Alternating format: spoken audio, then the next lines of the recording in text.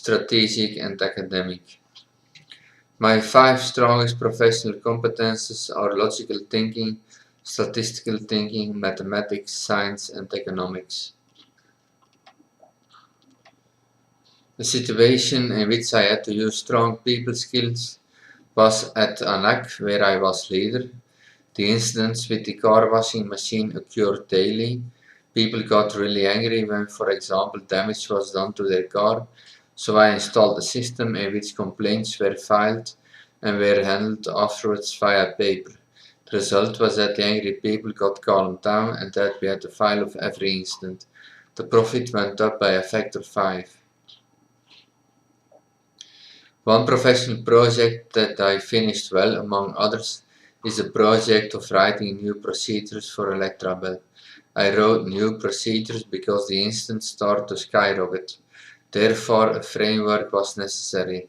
I spent 1 year writing new procedures at Electrabel, which are still in place now. After that year, the incidents were lowered by a factor 2. The management was satisfied and my main job was finished.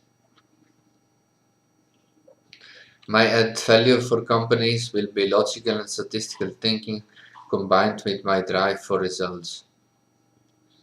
The components of intellectual capital are structural capital, customer capital, strategic alliance capital, and personal capital. In large companies, these values will all be positive and balanced in the perfect case. If one component of intellectual capital takes a dramatic fall in time, then this is an indicator that restructuring has to occur in the company.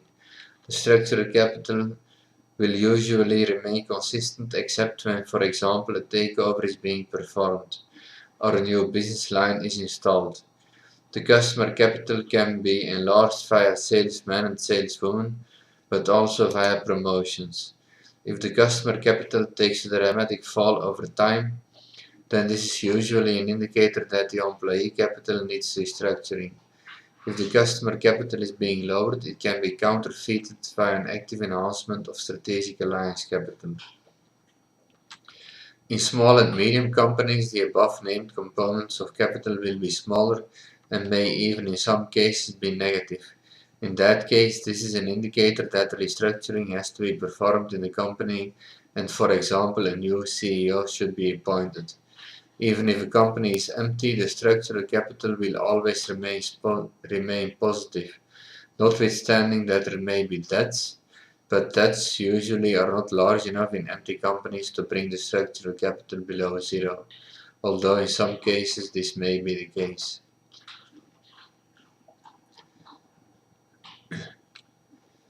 For example, at ANAC, I started from only structural capital and built the employee capital via recruitment and selection. After this, I started building the customer capital with 2 other components. After a while, some strategic alliances were formed and a strategic alliance capital was built. When I worked at Electrabel, I used the employee capital using its knowledge to write new procedures for the company which lowered the incidents by half, thereby saving very much money on incident management. The management was very satisfied with these accomplishments after the initial period in which the employees had to become accustomed to these new procedures. Persons which received a higher workload due to these reforms were somewhat less satisfied.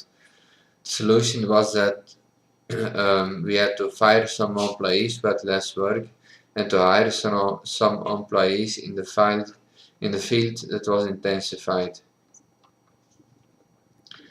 I was involved during years in writing a new vision statement for a new non-profit organization.